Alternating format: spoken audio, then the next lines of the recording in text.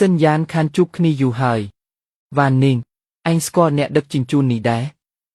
មិត្តរួមថ្នាក់ហោះតែពេលនេះមើលទៅដូចជាមិនសូវសមគ្នាទេខ្ញុំយកអីវ៉ាន់ទៅជាន់ទី28ចៃដនមែនពួកយើងក៏ទៅជាន់ទី28ដែរក្រុមហ៊ុនជីឈឹងឯងស្គាល់ទេកូនស្រីមីងធ្វើជាប្រធាននៅទីនោះម៉ែកុំនិយាយរឿងហ្នឹងក្នុងចណ្ដោយន្តអីមានអីនិយាយមិនបានមនុស្សរស់ត្រូវចេះងើបមុខកុំនៅទាបពេកក្មួយសិនមែនទេមីងនិយាយត្រង់ចោះមនុស្សប្រុសមិនអាចល្អតែមុខទេត្រូវមានអនាគត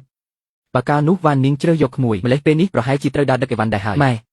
ម៉ែនិយាយខុសមែនទេមនុស្សស្រីរើសប្តីខុសគឺខូចអនាគតមួយជីវិតមើលក្មួយសុងទៅមានក្រុមហ៊ុនខ្លួនឯងឡានក៏ទំនើបបែបនេះទើបអាចផ្ញើវាសនាបានម៉ែកុំនិយាយច្រើនពេកកូនឯងចិត្តទុនពេកហើយមនុស្សយើងត្រូវស្គាល់ឋានៈនៅកម្រិតណាត្រូវរស់នៅកម្រិតហ្នឹងទៅមីងនិយាយត្រូវណាស់មនុស្សយើងពិតជាត្រូវស្គាល់ឋានៈខ្លួនឯងមែន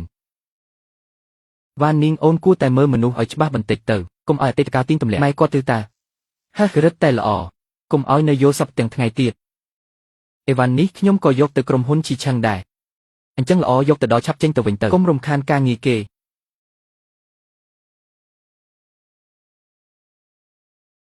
ប្រធានឈៀវលោកនាយកហ៊ានកំពុងរងចាំចាស់អ្នកដឹកជញ្ជូនដាក់នៅទៅមុខនេះទៅ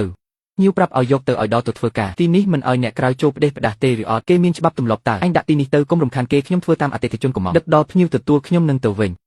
តំបន់អតុទី3ខ្ញុំនាំគាត់ទៅបាននាងអូនជូនគាត់ទៅខ្លួនឯងហោះដើរតែបន្តិចនឹង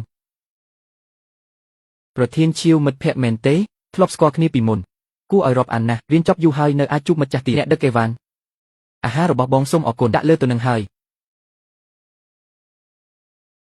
មើលអីហ្នឹងមើលពួកឯងធ្វើការថែមម៉ោងហត់នឿយណាស់ហត់យ៉ាងណាក៏គ្រាន់បើជាងអ្នករត់ដឹកអេវ៉ាន់ដែរបានហើយ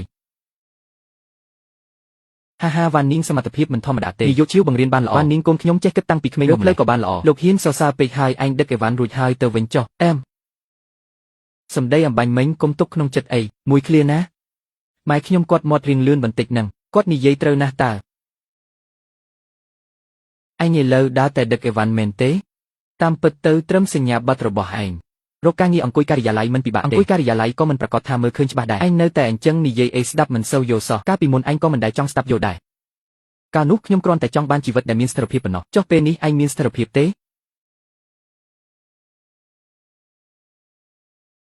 វ៉ានីងបងមកទទួលអូននឹងលោកពូអ្នកមីងក្មួយសុងមកតាន់ពេលល្មមមីងនេះជាមិត្តរួមថ្នាក់របស់វ៉ានីងពេលនេះដើរដឹកអេវ៉ាន់ជាការងារហត់នឿយពួកឯងនិយាយគ្នាចុះប្រញាប់អីក្មួយសុងគេបើក្រុមហ៊ុនខ្លួនឯងក្មេងស្រកក្រោយគួរតែយកគំរូតាមអ្នកមីងសរសើរពេកហើយខ្ញុំគ្រាន់តែរកស៊ីតូចតាចទេតូចតាចក៏គ្រាន់បើជាងអ្នករត់ទៅដែរ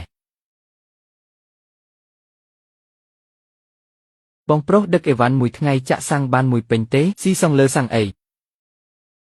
មានន័យថាម៉េចឡានខ្លះស៊ីសាំងតែឡានខ្លះស៊ីមុខមាត់ឯងនេះនិយាយស្ដីមិនចេះក្រែងចិត្តសោះក្មួយសុងគេគ្រាន់តែនិយាយលេងសើចសោះខ្ញុំក៏និយាយលេងសើចដែរតើសិនយ៉ានកុំធ្វើចរិតអញ្ចឹងខ្ញុំធ្វើចរិតអីវ៉ានីងតោះទៅកុំឲ្យនាយកហ៊ានចាំយូរ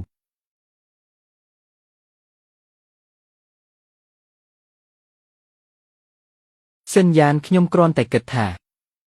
ឯងមិនគួរខ្លាចជាបែបនេះទេខ្ញុំខ្លាចជាបែបណាដើរដឹកអេវ៉ាន់ដល់មាត់ជាមួយគេធ្វើឲ្យខ្លួនឯងមើលទៅថោកទាបបែបនេះថោកទាបដោយសារសម្លៀកបំពាក់ឬដោយសារខ្ញុំមិនមានន័យបែបហ្នឹងទេកាលនោះឯងក៏និយាយថាមិនមានន័យបែបហ្នឹងដែរសិនយ៉ានការពិតមិនអាចពឹងផ្អែកតែលើមាត់រឹងបានទេអញ្ចឹងថ្ងៃនេះខ្ញុំមិនពឹងលើមាត់ទេ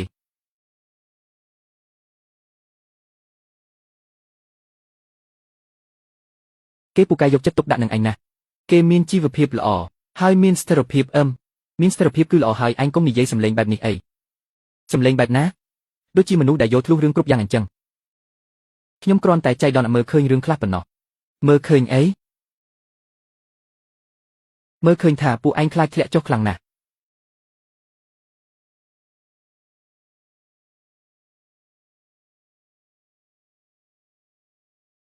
ក្រុមហ៊ុនជីឆឹងហាលីឆឹងបំណុលភាគហ៊ុននិងគម្រោងរបស់ជីវជីនឆឹងបានត្រួតពិនិត្យរួចរាល់ហើយតើត្រូវចាប់ផ្ដើមផែនការទិញយកទេទៀន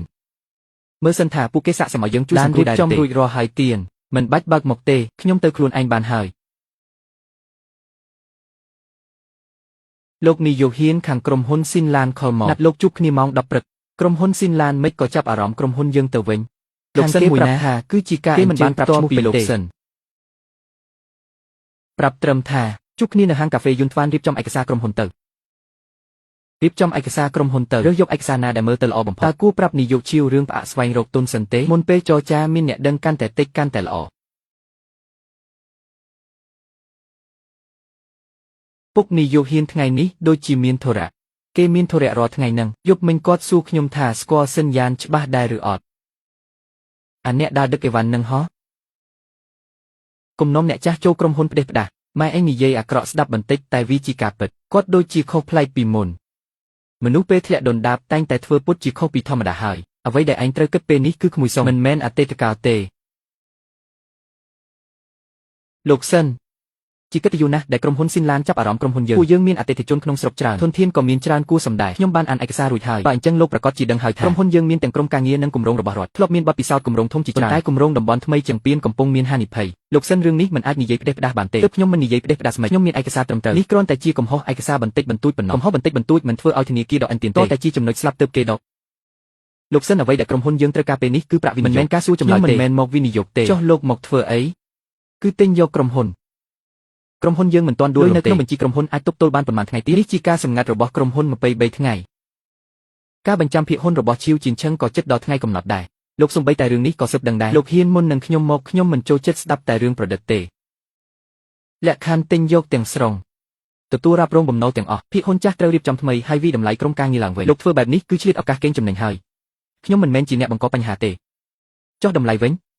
5% មិនអាចទេបានចាំដល់ពេលគម្រោងត្រូវគេនាគីជប់ឲ្យខ្ចីលុយហើយរឹបអូសភាគហ៊ុនដល់ពេលនោះសូម្បីតែ 5% ក៏គ្មានដែរនាយកឈីវច្បាស់ជាមិនយល់ព្រមទេអញ្ចឹងហើយបានជាខ្ញុំទុកពេលឲ្យលោក24ម៉ោងទៅបញ្ចុះបញ្ចូលគាត់លោកសិនតើលោកជានរណាឲ្យប្រកាសកាលពីម្សិលមិញអ្នកទទួលភ្ញៀវក្រុមហ៊ុនលោកខ្ញុំសំណួរបែបនេះដែរម្សិលមិញខ្ញុំយកអាហារទៅទីនោះថ្ងៃស្អែកម៉ោង10ព្រឹកបើមិនមានការយល់ព្រមពីនាយកឈីវទេក្រុមហ៊ុនស៊ីនឡាននឹងដកខ្លួនលោកសិនកុំបំបែកកែវទឹកកកចុងក្រោយឲ្យសោះ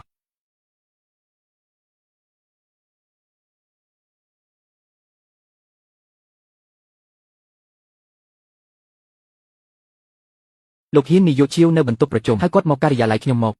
ការចរចារកទុនមិនរលូនទេមែនទេពាក្យថារកទុនឲ្យសោះ 5% គេចាត់ទុកជាឈឹងជាស្អីចាត់ទុកជាក្រុមហ៊ុនមួយមិនមែនជាមុខមាត់គ្រួសារឈីវទេលោកត្រូវគេបន្លាចហើយខ្ញុំខ្លាចបញ្ជីក្រុមហ៊ុនយើងទៅវិញទេឯកសារគម្រោងអាចរៀបចំឡើងវិញក៏អាចចរចាបានដែរក្រុមហ៊ុនយើងមិនទាន់ដល់ថ្នាក់នឹងទេចុះចំណែកភាគហ៊ុនដែលលោកបានបញ្ចាំនោះអ្នកណាជាអ្នកប្រាប់គេមិនត្រូវការឲ្យអ្នកណាប្រាប់ទេគេស៊ើបដឹងដោយខ្លួនឯងតើគេជានរណាឲ្យប្រកាសគឺអ្នកដែលដើរដឹកអីវ៉ាន់មកក្រុមហ៊ុនយើងម្សិលមិញនឹងឯង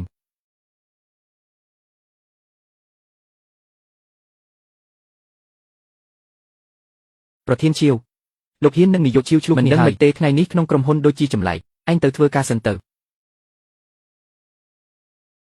ពុកកំពុងលាក់បាំងរឿងអីវ៉ាននាងទៅដល់ផ្ទះចាំនិយាយគ្នាតាឈីវរឿងលោកហ៊ានយ៉ាងម៉េចទៅហើយក្រុមហ៊ុនយើងប្រហែលជាត្រូវរៀបចំរចនាសម្ព័ន្ធថ្មីជារឿងល្អតាបញ្ជាក់ថាក្រុមហ៊ុនយើងចិត្តបានគម្រោងធំហើយគឺត្រូវគេទិញយកទៅវិញទេអ្នកណាទិញក្រុមហ៊ុនវិនិយោគស៊ីនឡានលោកសិនមួយណាម៉ែប្រហែលជាសិនយ៉ានហើយមិនអាចទេគេគ្រាន់តែជាអ្នកដឹកអីវ៉ាន់សោះពុកកាលពីម្សិលមិញពុកក៏គិតអញ្ចឹងដែរ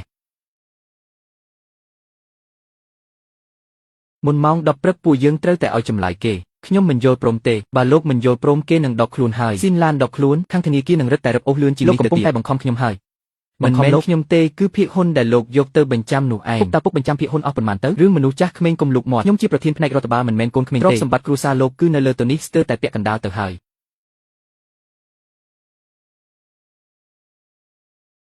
មានរឿងអីពុកឯងយកភាគហ៊ុនក្រុមហ៊ុនទៅបញ្ចាំអស់ច្រើនណាស់ឯងស្ដាប់អ្នកណានិយាយផ្ដេសផ្ដាស់ហ្នឹងគឺនាយកហ៊ានជាអ្នកនិយាយនាយកហ៊ានខ្លួនឯងគ្មានសមត្ថភាពក៏មកបន្លាចពួកឯងទៅរកក្មួយសុងទៅគ្រួសារគេមានខ្សែធំទូលាយមួយសុងអាចតូចជាមួយក្រុមហ៊ុនស៊ីនឡានបានទេក៏គេខ្លាំងជាងសិនយ៉ាងដែរ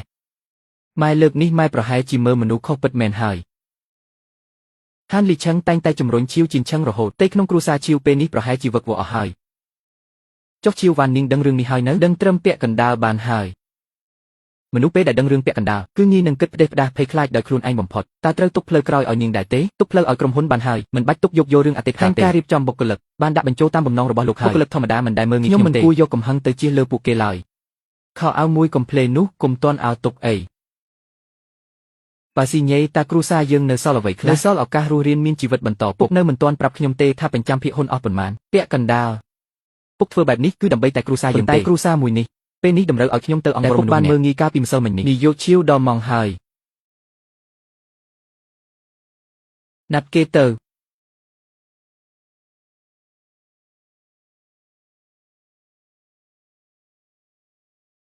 នាយកឈៀវលោកសិននាយកឈៀវបានយល់ព្រមហើយខ្ញុំចង់សួរឲ្យច្បាស់សិនលោកទិញយកក្រុមហ៊ុនព្រោះតែរឿងម្សិលមិញមែនទេមិនមែនទេចុះហេតុអីព្រោះក្រុមហ៊ុននេះនៅមានអតិថិជននិងក្រុមការងារល្អរឿងម្សិលមិញគ្រាន់តែធ្វើឲ្យខ្ញុំសម្រេចចិត្តចេញមុខផ្ទាល់ប៉ុណ្ណោះបំណុលនិងហានិភ័យគម្រោងក្រុមហ៊ុនខ្ញុំជាអ្នករ៉ាប់រងបុគ្គលិកធម្មតាត្រូវរក្សាទុកនៅដដែលចុះចំណែកម្ចាស់ភាគហ៊ុនក្រោយពេលរៀបចំថ្មីម្ចាស់ភាគហ៊ុនចាស់ត្រូវលាលែងពីតំណែងលោកចង់បានញើសឈាមកន្លះជីវិតរបស់ខ្ញុំមែនទេនាយកឈៀវកម្លាំងញើសឈាមរបស់លោកមិនមែនចេះតែមានតម្លៃតាមតែមាត់លោកនិយាយនោះទេឯងនៅក្មេងណាស់គុំនិយាយអីហួសហេតុពេកម្សិលមិញនៅក្នុងចណ្ដាលយន្តមីងជូវក៏គិតបែបនេះដែរឯងកំពុងតែសង្សឹកមែនទេបើសង្សឹកខ្ញុំមិនចំណាយលុយច្រើនបែបនេះទេត្រូវចំណាយលុយខ្ញុំអាចលាលែងពីតំណែងបានប៉ុន្តែក្រុមបច្ចេកទេសមិនអាចរុះរើបានទេដូចជាប្រធានផ្នែកបច្ចេកទេសម្នាក់អញ្ចឹងមិនដូចជាអតីតពុកក្មេកទេឯងមិនបាច់មកឌឺដងឲ្យខ្ញុំទេខ្ញុំគ្រាន់តែបញ្ជាក់ពីឋានៈប៉ុណ្ណោះនាយកឈៀវនិយាយពីផែនការសិនទៅចុះបើខ្ញុំមិនស៊ីញ៉េ24ម៉ោងក្រោយក្រុមហ៊ុនខ្ញុំនឹងដកខ្លួនលោកហ៊ាននឹងទៅរកអ្នកទិញផ្សេងធនាគារនឹងមករកលោកម្ចាស់គម្រោងនឹងវិតម្លៃលោកឡើងវិញក៏រវល់ដែរគ្មានអ្នកណាចាំទុកមុខឲ្យលោកទេខ្ញុំសូមយកទៅពិភាក្សាគ្នាសិនមុនយប់នេះលោកសិនខ្ញុំទទួលស្គាល់ថាម្សិលមិញខ្ញុំពិតជាមិនគួរសមមែនម្សិលមិញនាយកឈៀវមិនបាននិយាយអ្វីសោះភាពស្ងៀមស្ងាត់ពេលខ្លះគឺជាការអត់ធ្មត់ក៏អាចជាការរើសខាងដែរឯងនិងវ៉ាននីងពិតជាមិនអាចត្រូវគ្នាវិញទេនាយកឈៀវគុំយកបញ្ហាជំនួញមកលោកលំជាមួយបញ្ហាស្នេហារបស់កូនស្រីអីលោកសិនតើគាត់ព្រមស៊ីញ៉េទេគាត់ព្រមព្រោះគាត់នៅមានកូនស្រីម្នាក់ទៀតលាលែងពីតំណែងរៀបចំភាគហ៊ុនថ្មីនេះវាមិនខុសពីការប្លន់ទេផ្លូវក្រោយហើយលោកត្រូវអាអ្នកដឹកអីវ៉ាន់នោះបន្លាចហើយគេមិនមែនជាអ្នកដឹកអីវ៉ាន់ទេវាស្លៀកខោអាវនោះឈរនៅពីមុខខ្ញុំមើលមិននឹងខុសទៅអ្វីដែលម៉ែបានឃើញគឺគ្រាន់តែជាសម្លៀកបំពាក់ប៉ុណ្ណោះយីឡានឈប់ឆ្លោះគ្នាទៅខ្ញុំមិនជឿថានៅណានឈឹងនេះមានតែវាជាអ្នកមានទេបាននាងទៅរកក្មួយសុងទៅគេជួយយើងមិនបានទេមិនសូមរងចាំទស្សនាភាពបន្ត